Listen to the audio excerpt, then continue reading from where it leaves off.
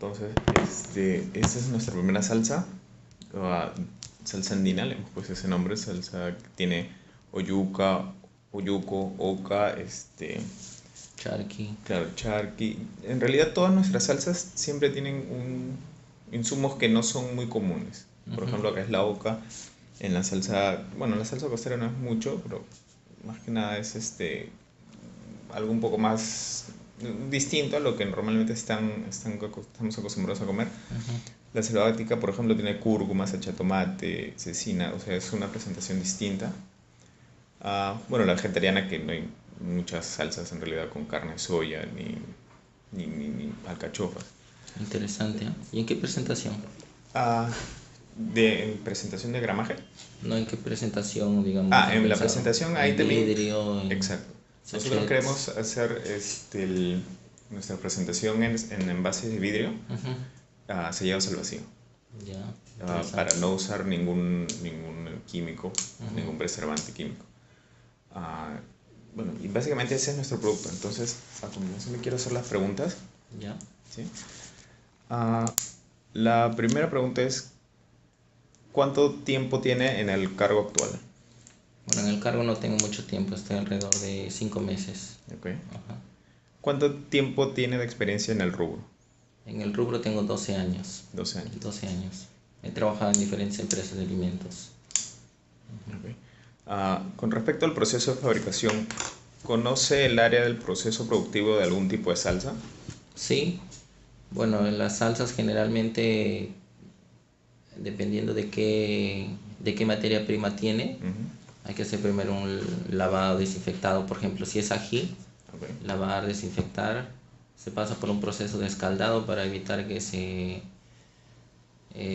La las piel. enzimas empiecen a cambiar el color, por ejemplo, el ají. Ujú. Ok. Luego se mezcla todos los ingredientes y se pasa por un molino coloidal, creo, donde se hace ya toda la mezcla. Y luego se pasa por otro molino, se hace un refinado, se pasteuriza, se envasa y finalmente al autoclave donde se esteriliza, ¿no? La pasteurización es para eliminar todo tipo de bacterias, ¿verdad? Sí, la pasteurización de todas maneras se hace para lograr también una mezcla homogénea de todos los ingredientes. Ok. Y se termina con un esterilizado en autoclave. ¿Cómo es eso? Esterilizado autoclave. El esterilizado en autoclave es, bueno, después del pasteurizado se coloca Ujú. la salsa en el frasco, Ujú. se tapan y luego se pasa al autoclave donde se inyecta vapor, por ejemplo, se inyecta vapor y sube la temperatura hasta 121 grados más o menos. Y eso, dependiendo del producto, es de 10 a 12 minutos. Y se esteriliza totalmente y el tiempo de vida del producto va a ser de Ese 2 años es, más o menos. claro, ese es tipo algo que nosotros estamos haciendo porque nosotros también estamos envasando nuestras salsas Ujú. a una cierta temperatura para que en estos frascos de vidrio que son, Se forma el vacío. exacto, su Ujú. forma vacía, tiene La misma. la misma función. Sí. Esa función evita que las bacterias... O sea, con el pasteurizado de repente no sé si vas a llegar al vacío. Ujú. El tema es que se pasteuriza la mezcla Ajá. antes de envasarlo y luego se envasa. Y antes de cerrarlo se pasa por una máquina que se llama exhauster, en la cual le agrega este vapor Ujú. a la superficie de ya con el envase. Ok.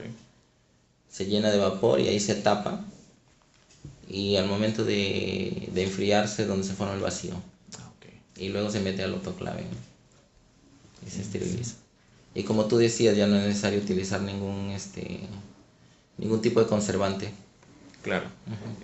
¿Cuánto es el tiempo aproximado de fabricación por producto? El tiempo aproximado, si es pasteurizado, será más o menos 2 horas y media, 3 horas, ¿no? Dos Si, horas y si media. es esterilizado, algo de 4 o 6 horas.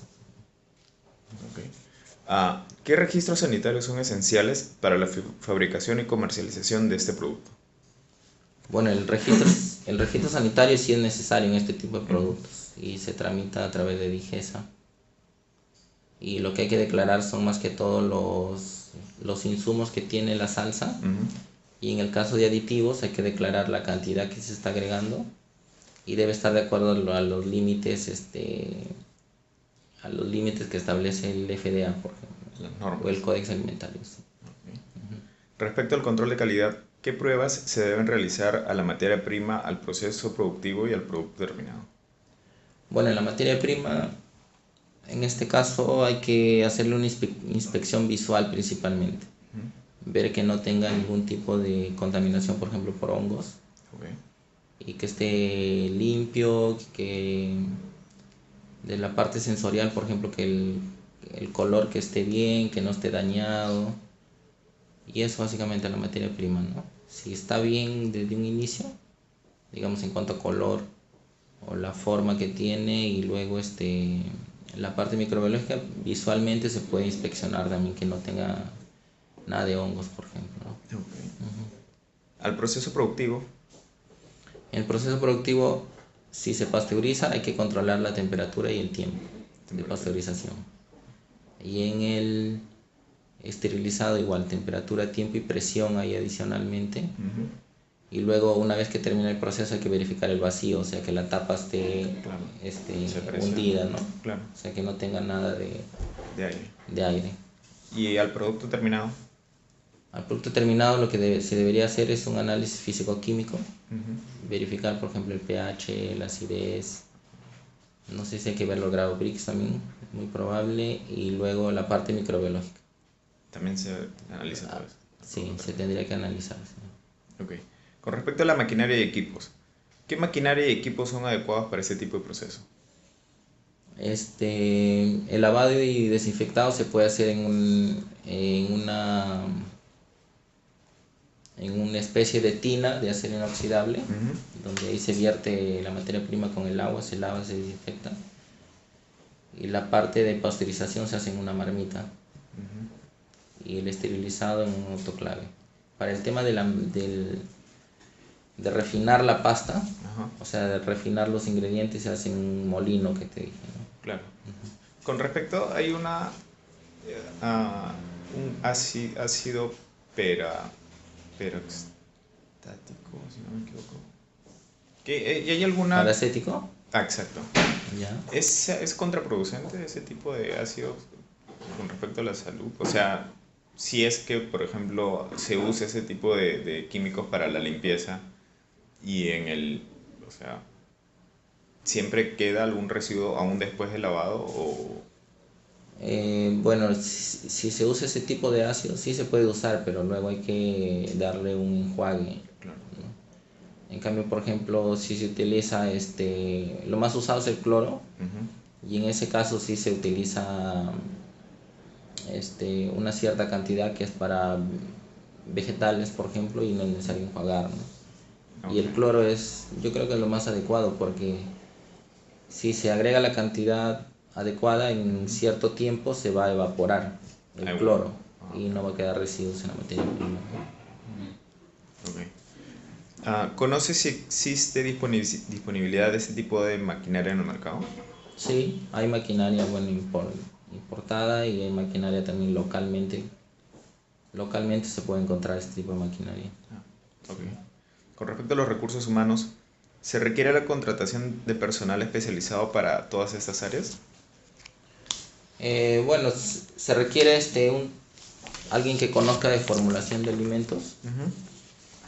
eh, que puede ser un ingeniero de alimentos o un técnico también que tenga experiencia en formulaciones en este tipo de pastas. O sea, la receta. La receta más que todo. Ok. Y luego alguien que sepa manejar los equipos. Básicamente es eso. Básicamente es eso. Con respecto a la conservación, al envase y la presentación, contamos con este tipo de ingredientes que les acabo de mencionar. ¿Qué nos recomienda para la conservación de la materia prima? De la materia prima, bueno,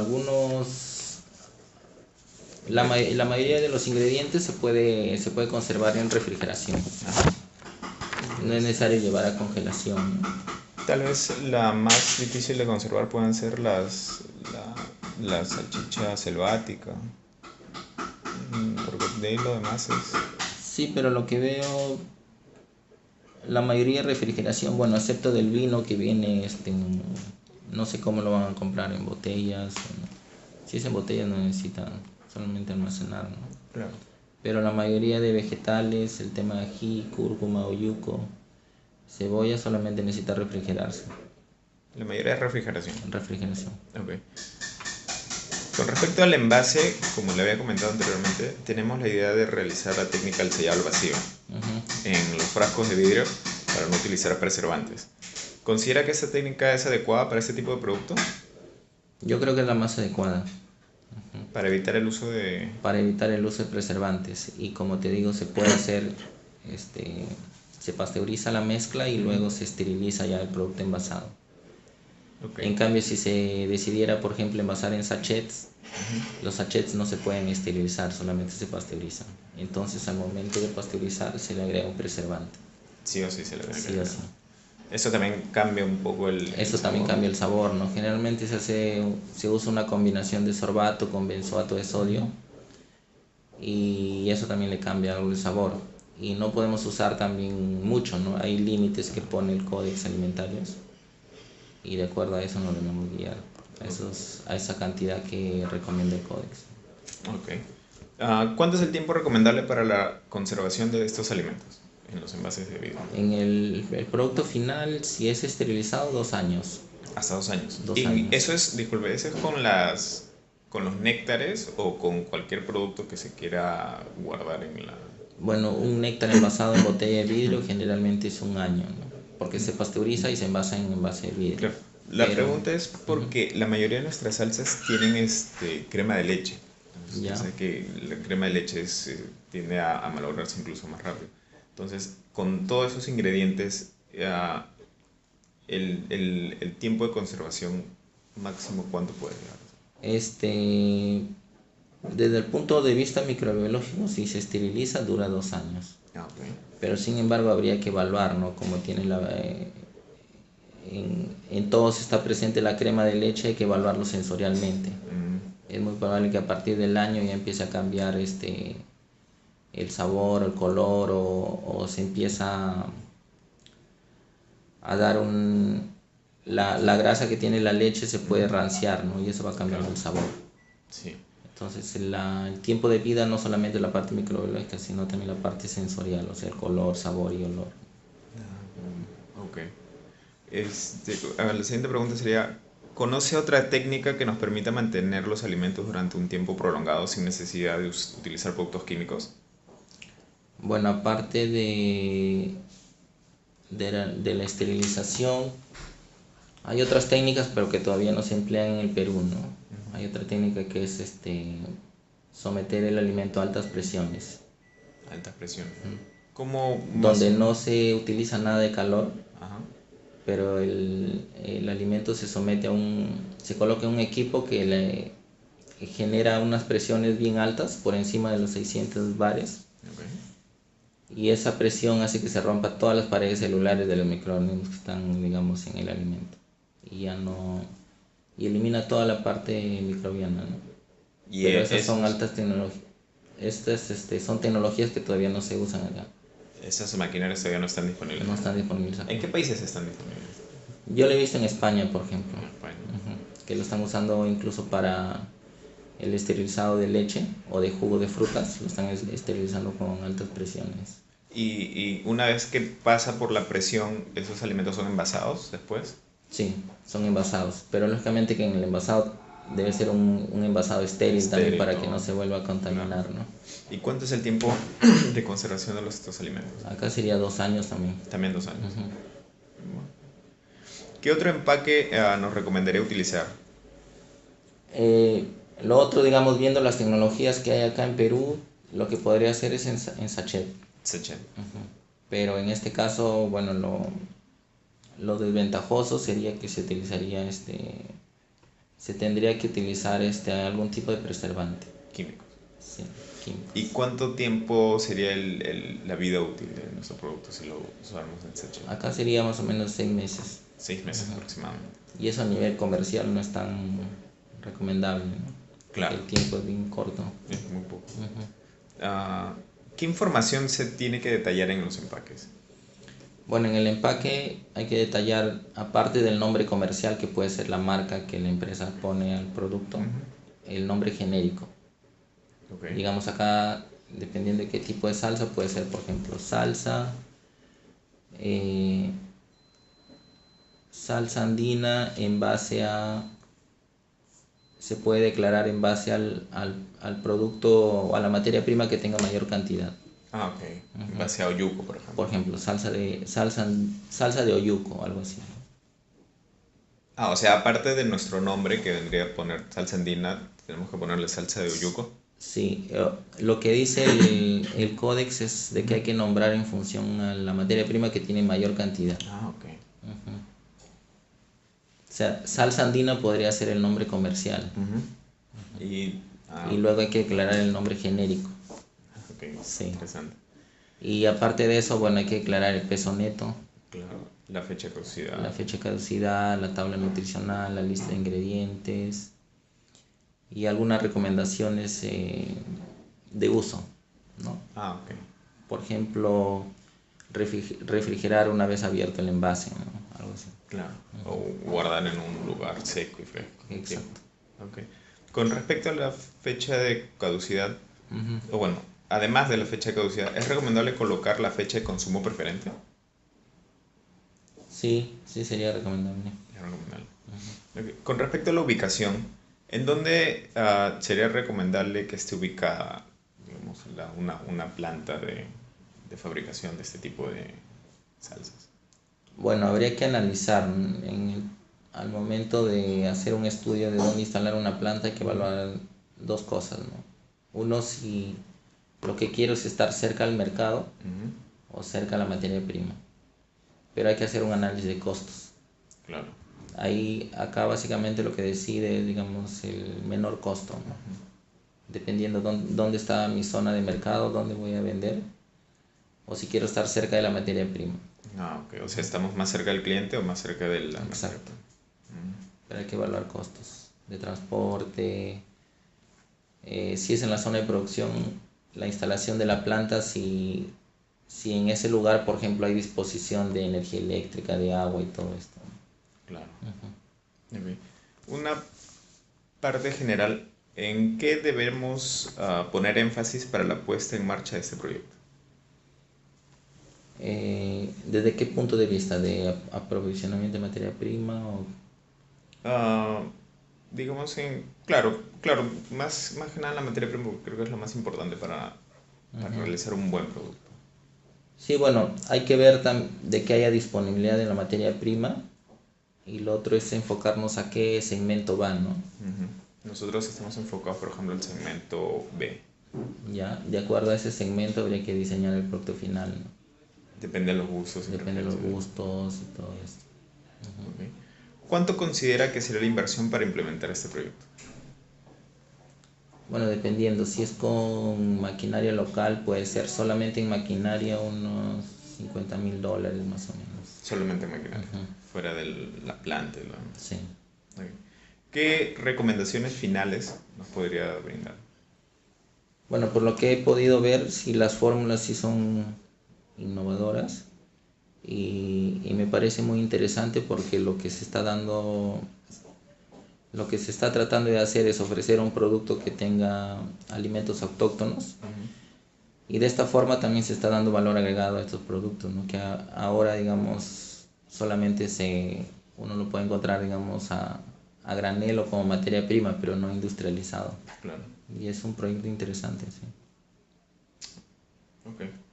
Ah, sí, creo que eso sería todo. Ya. Sí, eso es todo. Bueno, muchas ¿Sería gracias por todo? su tiempo, sí. Porque Está un poco interesante. nervioso por eso. Sí, lo que yo en realidad he estudiado gastronomía Esa parte y de lo... sí, ya.